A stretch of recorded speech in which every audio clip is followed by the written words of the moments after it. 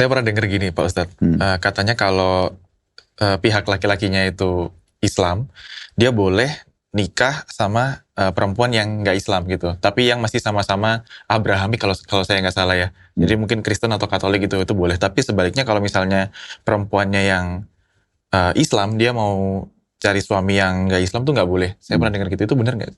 Ya betul. Jadi dalam Al-Quran, nanti saya jelaskan. Jadi sekarang dasar hukum dulu. Dasar hukumnya itu ada surah Al-Ma'idah, surah nomor 5 ayat 5. Al-Ma'idah ini artinya makanan dari langit. Waktu Nabi Isa minta makanan turun dari langit, itu Allah gambarkan dalam surah Al-Ma'idah. Jadi sebagai gambaran dalam Islam itu, kita punya banyak surah Al-Quran bicara tentang Nabi Isa dan Maryam ya.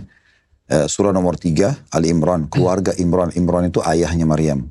Surah sendiri namanya Al-Imran. Terus ada surah Maryam, surah nomor 19. Khusus bicara masalah Maryam, dan tentu nabi-nabi yang lain. Tapi Maryam banyak ceritanya, bagaimana prosesnya hamil, Nabi Isa lahir dan seterusnya. Dan kita ada surah Al-Ma'idah, surah nomor 5, ini tentang makanan turun dari langit. Nah di surah itu, di ayat 5-nya Allah sebutkan tentang masalah laki-laki muslim boleh menikah sama wanita ahli kitab.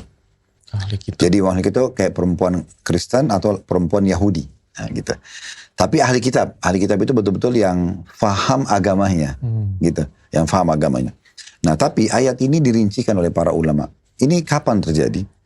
Kalau misal ada seorang Muslim, dia hidup di satu negara, di situ tidak ada muslimah, nggak ada wanita muslimah.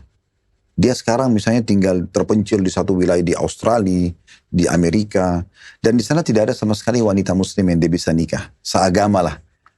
Maka dia nggak boleh nikah sama semua perempuan yang lain. Dia hanya pilih wanita ahli kitab yang memang lebih minimal tahu Allah, gitu. Tuhannya sama. Maka wanita Nasrani atau Yahudiyah di situ. Jadi celahnya itu adalah dia menikah di saat dia berada di satu lokasi yang dia khawatir kalau dia tidak nikah jadi zina nih. Maka dia menikah, gitu. Nah seperti itu. Dan kenapa laki-laki boleh, perempuan tidak boleh? Itu kita jawab sekarang. Karena umumnya perempuan itu kalau sudah berumah tangga, umumnya itu ikut suaminya. Umumnya, karena laki-laki itu pemimpin dalam rumah tangga. Umumnya pasti lebih besar pengaruhnya. Makanya perempuan dianjurkan untuk tidak memilih laki-laki selain laki-laki muslim, tujuannya untuk itu. Supaya jangan nanti meninggalkan agamanya. Lebih ke situ. Nah sementara tadi kalau laki-laki muslim menikah sama perempuan Nasrani, dia nggak punya kewajiban maksa istrinya masuk Islam.